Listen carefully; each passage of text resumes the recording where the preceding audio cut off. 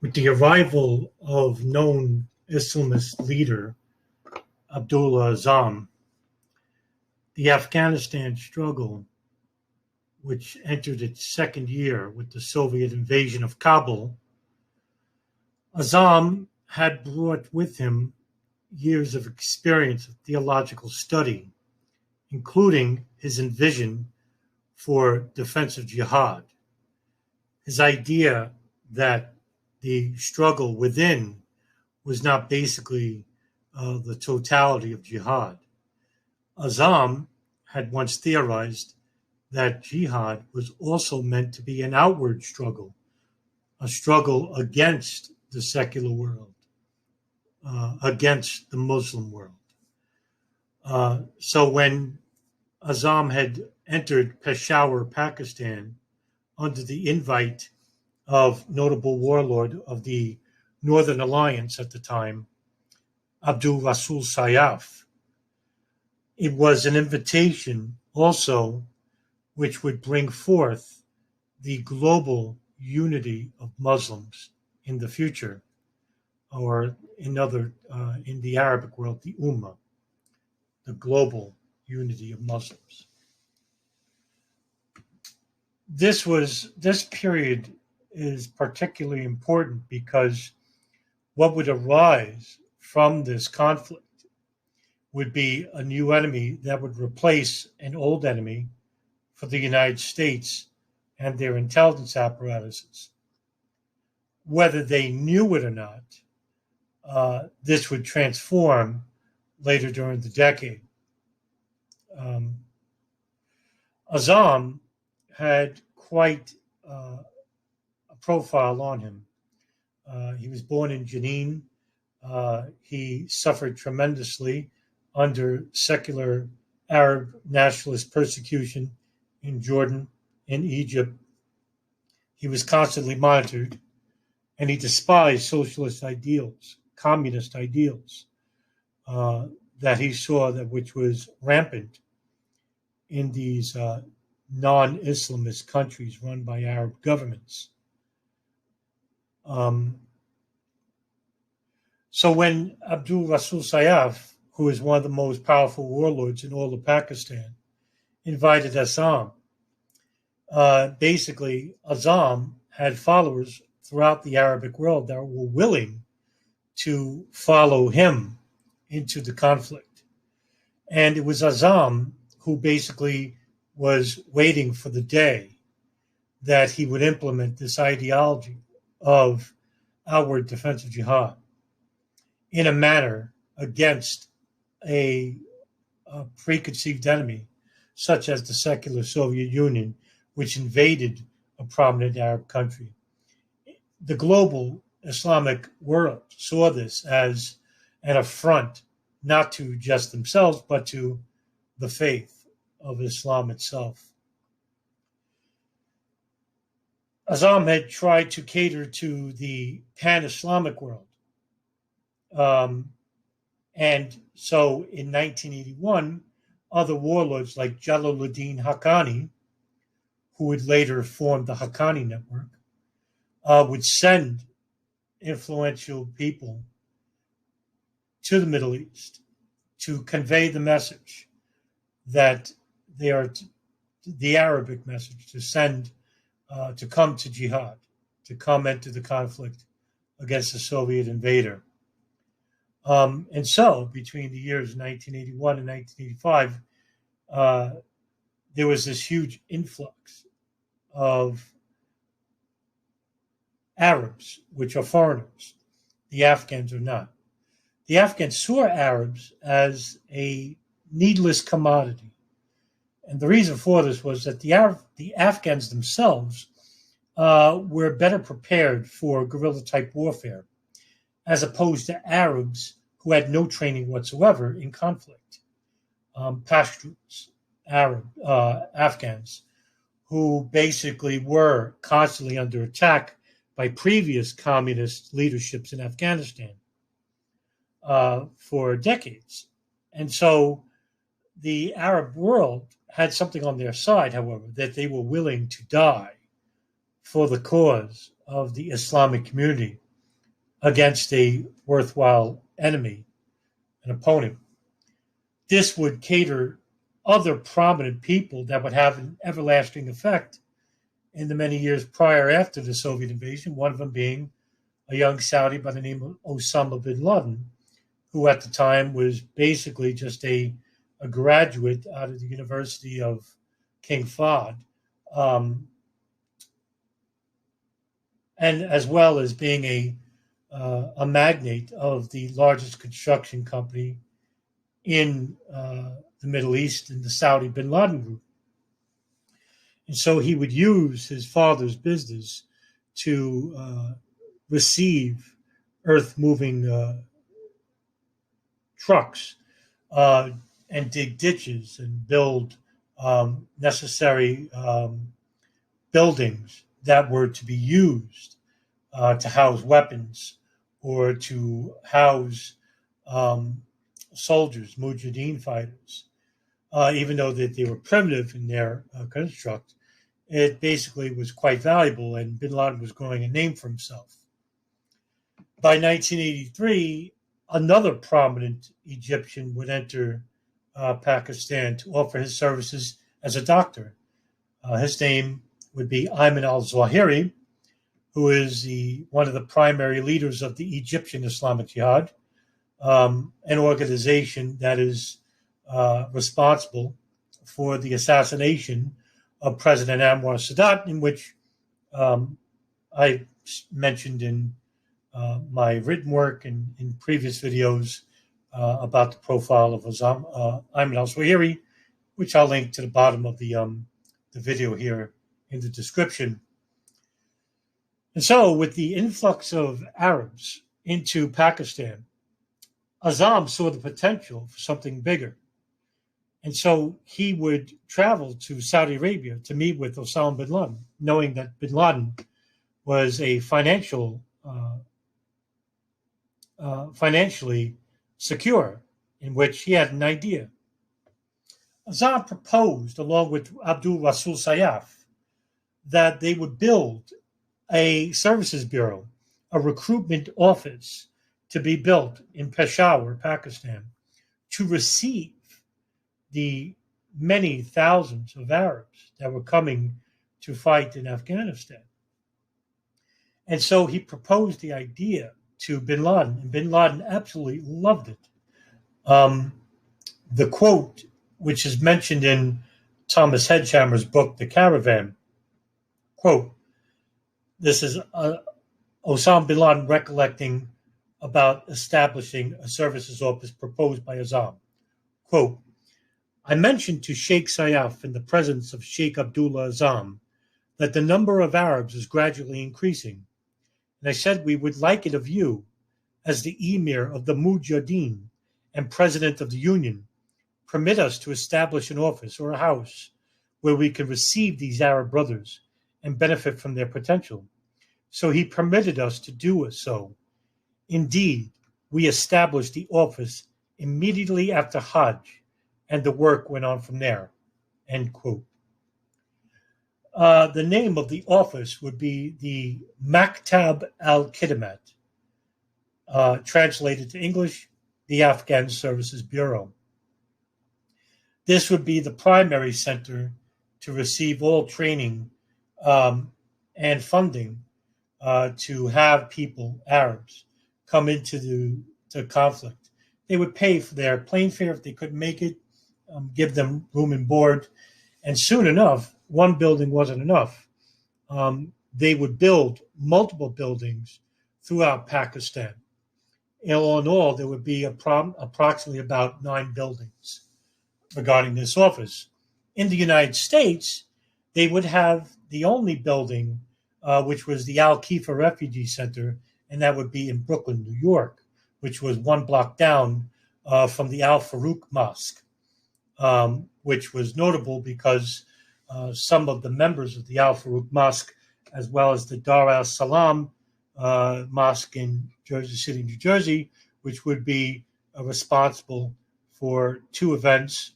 One, the 1993 World Trade Center bombing, and of course the Landmarks plot, which didn't transpire. All headed by Ramzi Youssef, and Omar Abdul Rahman, who was another Egyptian radical that would enter the United States in 1990, who was the leader of Gamma Islamiyah, a known terrorist organization. I have done previous work on Abdul Rahman, so I won't go into much here.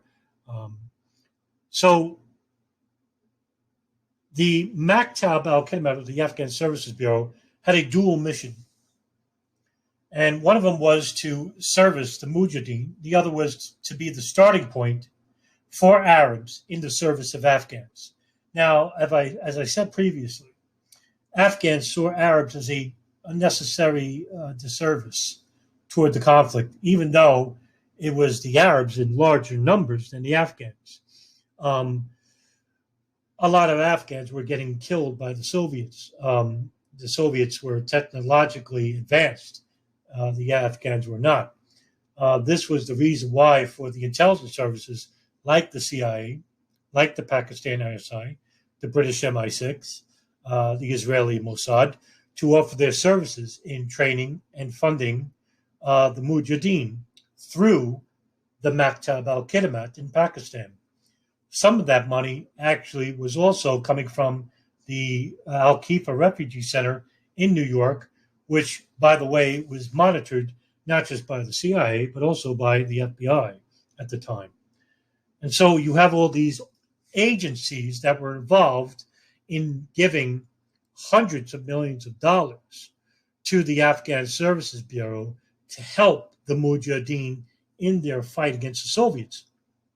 Much later on, when Reagan took over as president of the United States in the late 1980s, this operation called Operation Cyclone, which was a CIA operation, it was the largest CIA operation in history, and it was the largest financial operation in CIA history, in which they would give approximately $310 million to this operation to help fund the Mujahideen.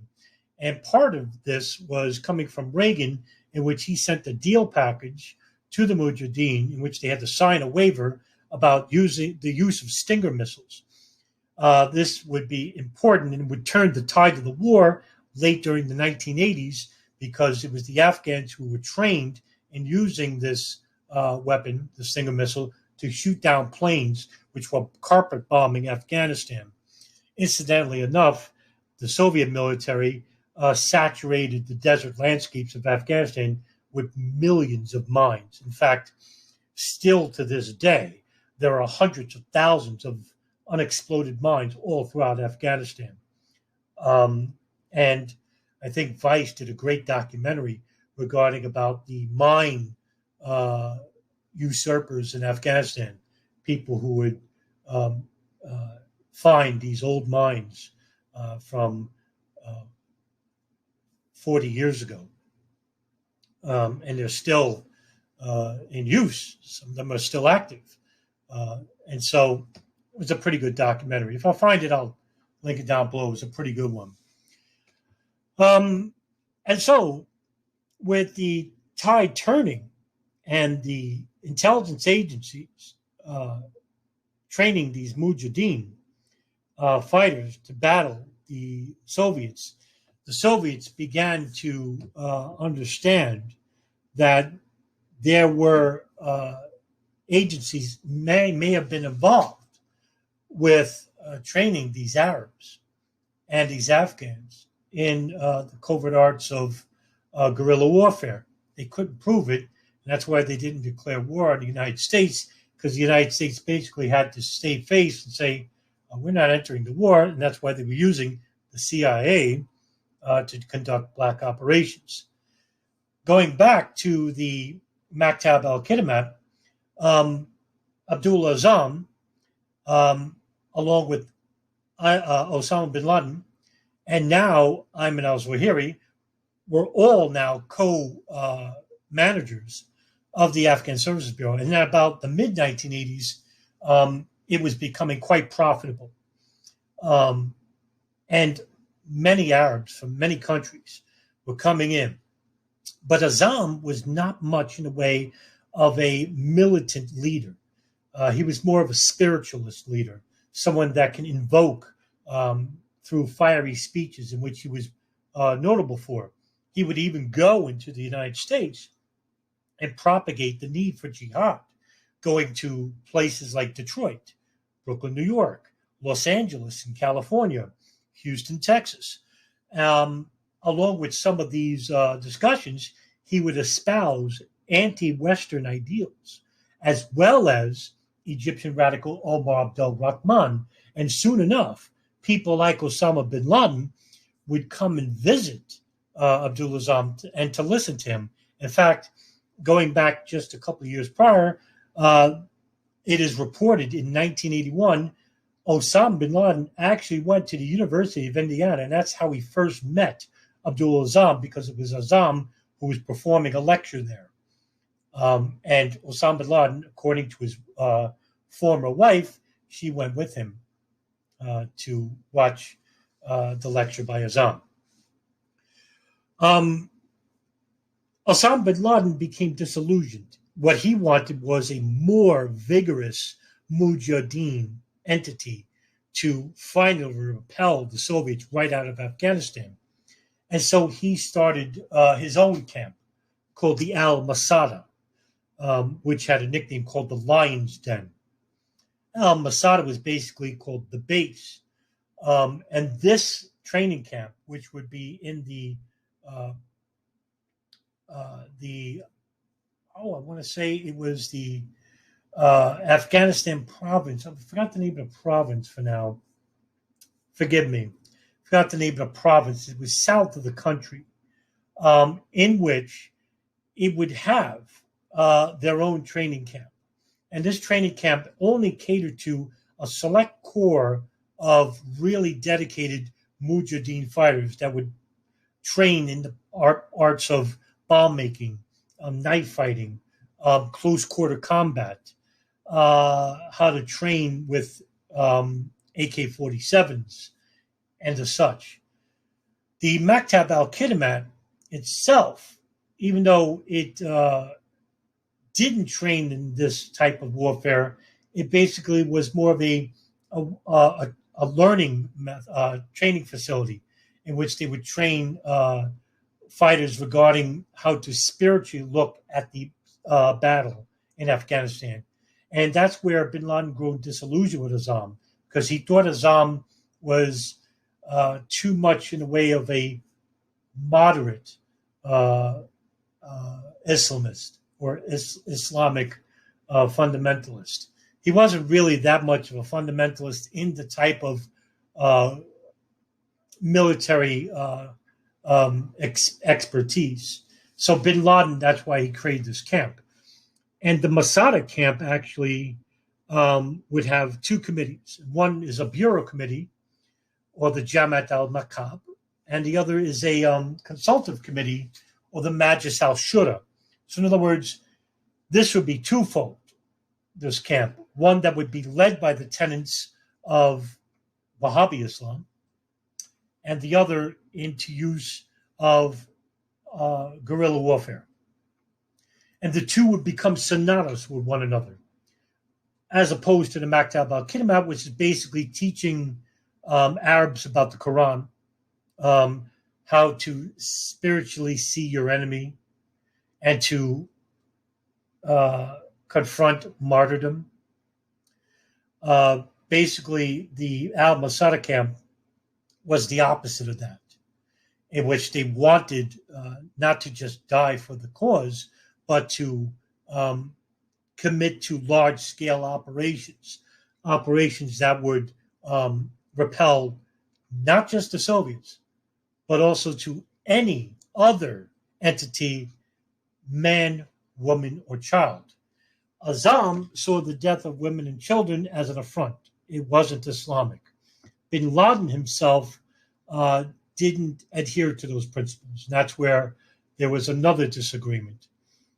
By 1987, the Maktab al-Khidamat was going through a number of problems at this point, with basically the leave of bin Laden and Ayman al-Zawahiri, even though they were co-managers still because they still respected Azzam, and that they were just going off and building their own camp. he still had some power there, but the Arabs that were taking place basically were unexperienced, missing funds, basically not receiving the incoming Mujahideen properly or responsibly. And when the end of the war happened, the Maktab al-Khidamat basically ended, but not so much the al-Masada camp. The training camp would still be in use, and by 1991, it basically ended because Bin Laden returned to Saudi Arabia, and then he was arrested under house arrest, and he had to leave the country. However, the idea of the al-Masada camp put forth the idea of using those same fighters to go along wherever Bin Laden went. And so when he relocated to the Sudan, the members of the al-Masada camp went with him. And those prominent members, in which I mentioned in the previous video, The Birth of Al-Qaeda, I mentioned some of the names that went with him, and they formed Al-Qaeda. The name Al-Qaeda, which is basically the base or the camp, is referring to al-Masada training camp, which was the base. That's what it basically was about. And there are some conspiracy theories that, no, it's a database of names, and which is ridiculous. There was no database of names, but there is documentation, which I also linked in that video, regarding, it's also in Arabic. You can't read it. None of it's in English, but they're called the Harmony documents, and they basically are important documents, and it goes back to the days of the al-Masada camp, and the founding fathers of the al-Masada camp were the founding fathers of Al-Qaeda. The Soviets retreat. They go back, and the Maktab al-Khidamat basically is still receiving money from all around the world, including intelligence agencies. But with the war finally going to end, the United States intelligence services, basically wanting nothing to do with the reformation of Afghanistan, left the country as it is, and the Maktab al-Khidamat basically closed down. However, before it did, Abdullah Azzam was killed by a roadside bomb on his way to morning prayers while in Pakistan. Nobody was ever nobody was ever arrested for the murder of Azzam, but it was suspected that a number of people who were displeased, including some Saudi clerics who disagreed with Azzam's previous decrees that Muslims were to enter the country and join the Jihad. They saw this as a weakness for other Arab countries, because they thought that with all the Arabs coming to Afghanistan, it would leave other countries open for invasion by secular countries such as the United States or Great Britain or any other coalition partner. And that's what they feared.